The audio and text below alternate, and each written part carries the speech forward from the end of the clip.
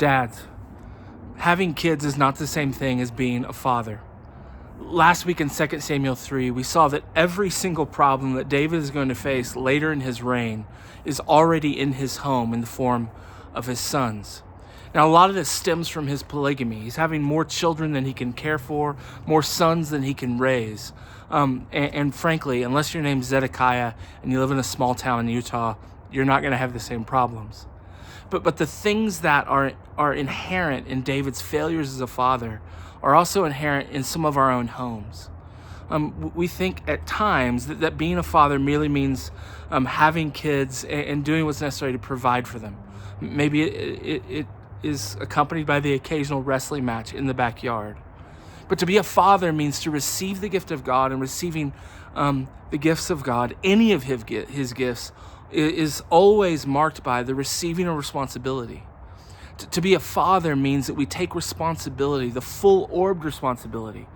Yes, economic care, but also, are you taking responsibility for the character of your sons and your daughters?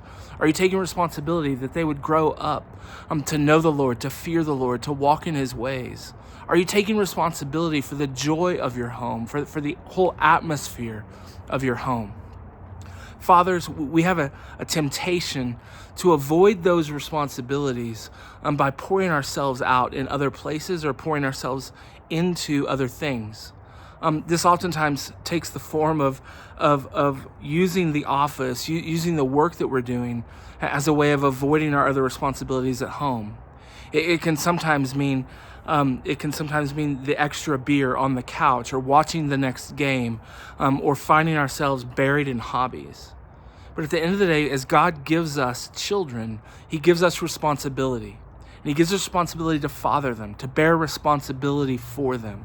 Not just their provision, but for their character, their joy, that they would walk in the fullness of all that God's called them to be, to invest in them and to care for them.